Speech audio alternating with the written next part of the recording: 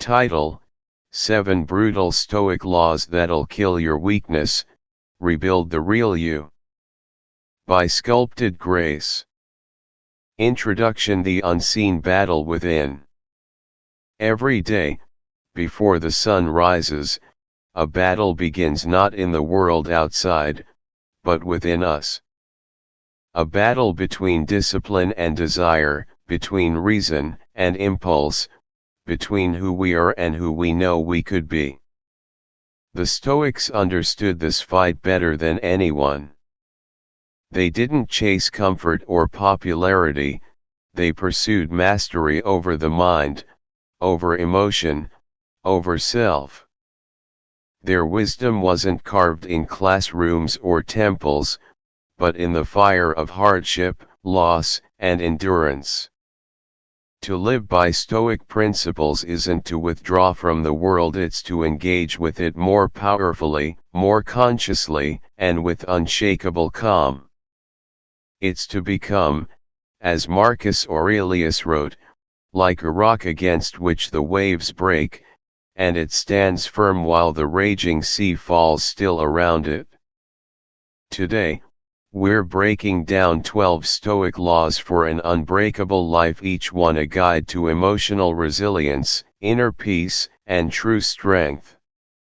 If you wish to live with the clarity of a philosopher and the calm of a warrior, then listen carefully, because these lessons will challenge you, but they will also liberate you. Lesson 1: The Law of Control. Master what you can, accept what you cannot. The foundation of Stoicism lies in a single, life-altering truth: there are things within your control, and things outside of it. Everything else flows from this. Most people live in a constant storm of frustration because they confuse the two. They try to control other people, outcomes, or fate itself, all of which are beyond them. The Stoic learns early: peace begins the moment you stop fighting reality. Epictetus said, "It's not what happens to you, but how you react to it that matters." When you embrace this, life changes. You no longer drown in disappointment because you no longer expect the sea to be calm. Think of a sailor. He cannot control the wind or the tide, but he can adjust his sails. He doesn't curse the storm, he reads it, adapts to it, and moves forward. That's the Stoic approach to life. When people disappoint you, when plans fall apart, when loss arrives uninvited, your choice is the same: suffer pointlessly, or act wisely. The Stoic doesn't surrender, he strategizes. He focuses his energy only where it matters, on his effort, attitude, and action. Lesson 3: The Law of Preparedness. Expect everything, fear nothing.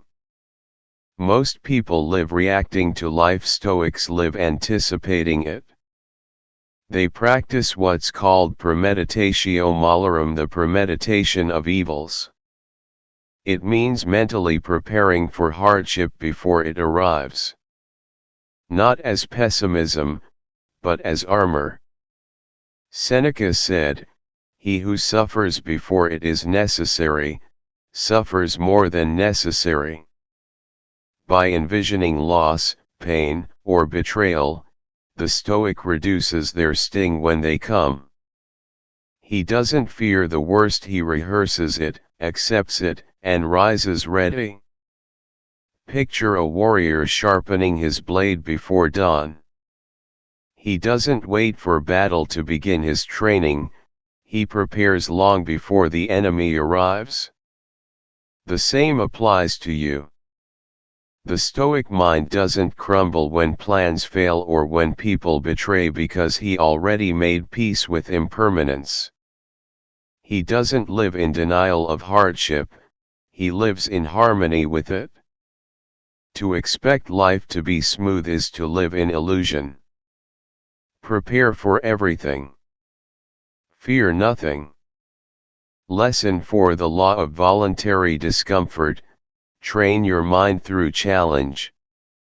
Comfort is the silent killer of strength. The Stoics knew that too much ease weakens the soul. Seneca practiced sleeping on the floor once a month, eating simple food, and reminding himself, "Is this what I feared?" This wasn't self-punishment, it was self-liberation. By embracing discomfort voluntarily, he proved to himself that he could live without luxury, without fear, and without dependence. Apply this today: take cold showers, fast occasionally, wake up earlier than your comfort allows. These aren't trends, they're training. Each act of voluntary hardship builds resilience and gratitude. When you deliberately step into discomfort, life's unexpected storms no longer feel unbearable because you've already faced smaller ones willingly. Comfort breeds weakness, challenge breeds calm confidence. The Stoic doesn't seek an easy life, he seeks an equipped one. Lesson 5: The law of choice. You are always responsible for your response. Every action, every word, every decision is a reflection of your philosophy. The Stoics taught that while you can't control external events, you always control your reaction, and that reaction is your power. Most people blame their past, their parents, their luck. The Stoic refuses. Epictetus reminded his students. Lesson 6: The law of mortality. Remember you will die, and truly live.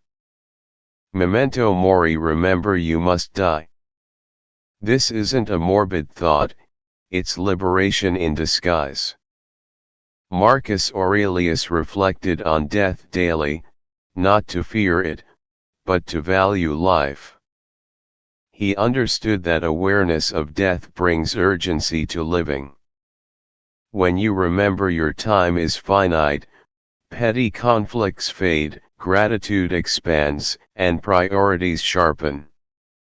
The Stoic sees mortality not as an end, but as a compass.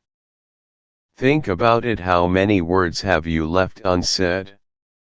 How many dreams delayed because you assumed tomorrow was guaranteed? Death is not the enemy, forgetfulness of death is. Live today as if borrowed because it is. Tell people what they mean to you.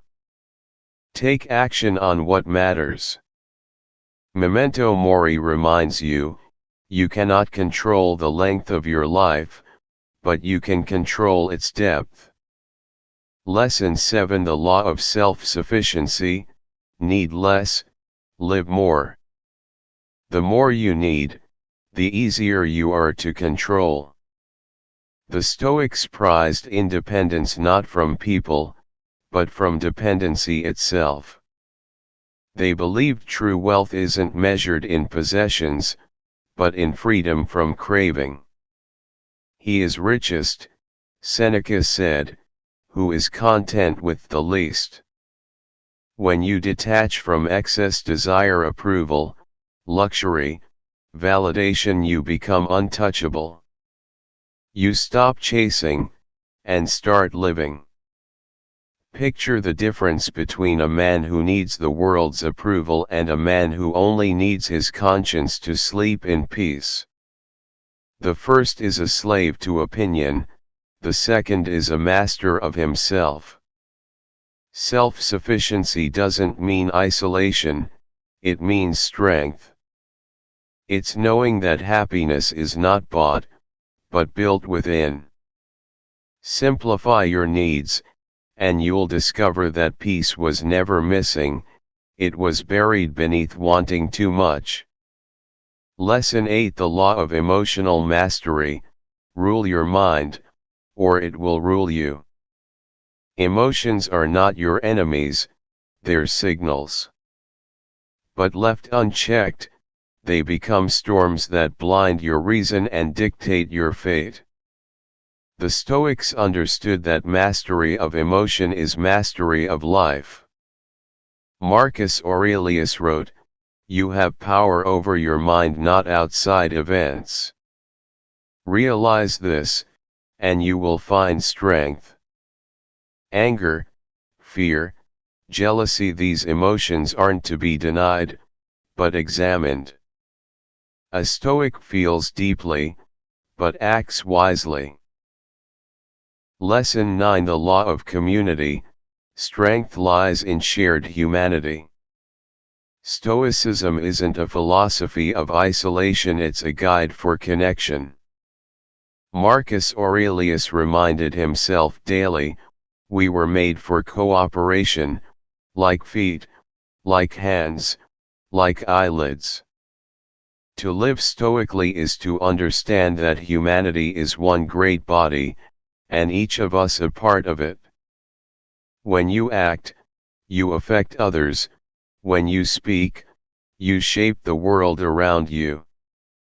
True strength isn't found in domination or indifference, it's found in service, compassion, and contribution.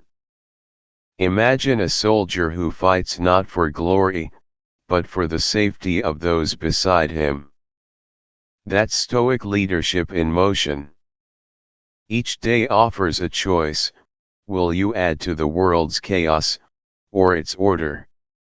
When you choose kindness over cruelty, reason over rage, and cooperation over conflict, you live in alignment with nature's design. The Stoic seeks harmony, not victory. He knows that lifting others doesn't weaken him, it magnifies his strength. Community is not a burden, it's the arena where virtue is practiced and proven. Lesson 10: The Law of Purpose. Live by design, not by default. A Stoic life is not lived by accident, it's built by intention. Without purpose, you drift like a ship without a rudder, tossed by every wave of impulse or distraction. Seneca warned that to be everywhere is to be nowhere, urging us to live with direction. Purpose is not something you stumble upon, it's something you define. The Stoic begins by asking, what truly matters to me? And then structures his actions to reflect that answer. Every day becomes a step in a chosen direction, not a random wander through chaos. Living with purpose doesn't mean chasing grand dreams alone, it means aligning daily habits with your highest principles. When your actions serve your values, meaning naturally follows. Marcus Aurelius saw each sunrise as a summons to duty, to live with honor, fairness, and reason. You don't need the perfect job or the perfect plan, only a clear why. When you live for something greater than pleasure, praise, or profit, your life stops being an accident and becomes a masterpiece. Purpose transforms existence into art. Lesson 11: The Law of Gratitude. See the good that already exists. The Stoics taught that happiness isn't found in having more, but in appreciating enough. He who does not appreciate what he has, Epictetus